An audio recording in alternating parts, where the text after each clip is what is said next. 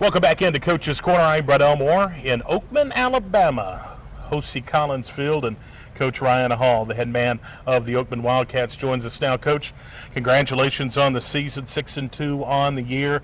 Talk about your season so far to this point, and I know you had 2 losses in the season, but pretty good competition. 4A number 7 Gordo, and then 3A number 5 Winfield, but pretty good season so far. Yeah, and I feel like we've kind of gotten better as we've gone along. Obviously, we had a couple of hiccups early, and sometimes that happens while you're still figuring things out. But I was really proud of our coaches and players for the response they had to that, and I feel like over the last 4 or 5 weeks, we've continued to get better. And we fought through some adversity, had some injuries and things that, that it's just football. You go through that, and so but I've been really proud of our coaches and players for staying the course and, continuing to grow and get better, which is kind of what you want to play your best football late, and so I hope we're getting closer to that.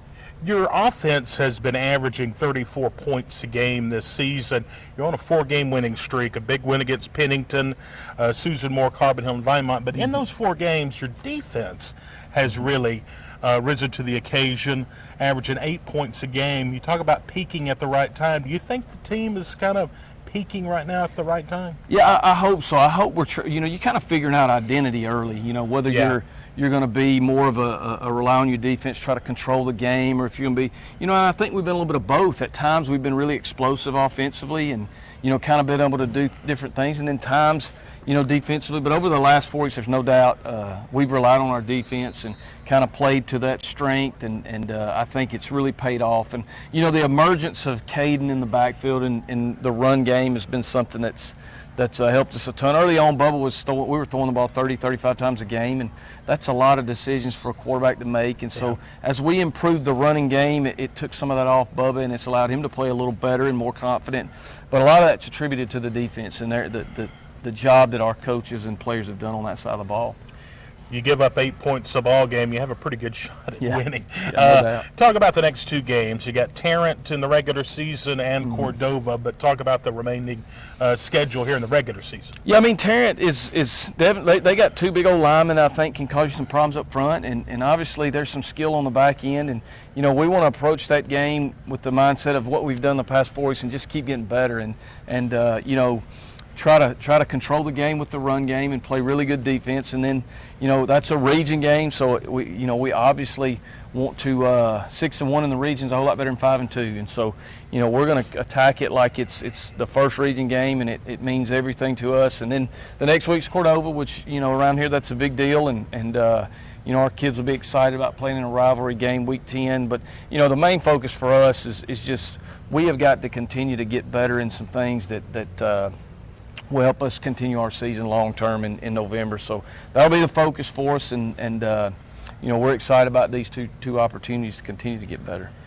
Your team has wrapped up the 2nd spot in the region race, which will give you home field advantage. Going to be playing the Region 8 number 3 team. I know as a coach you don't like to look ahead, but what do you think about that opening matchup? And have you kind of taken a look a little bit ahead just to see maybe who will be coming to Hosea Collins in the first round? We just kind of know who's in that region, but again, there's a lot of sorting out that's got to happen there, so it's really hard to even begin that process because it could be one of 4 teams, and you really can't break down and look at 4 teams and get an idea. But you see some stuff just here and there of teams in that region to kind of see what style of football they play, and is it a more big personnel, wing tee, that kind of deal? How do they play defense? And so I think the region looks very similar to ours. As far as terms of players and things like that. But we're excited to host a playoff game here in the first round, and that's I know there's been playoff games here later than the first round in the past 7-8 years, but to guarantee one here and for our community and for our kids, I think it's a big deal and something that we're real proud of and excited about.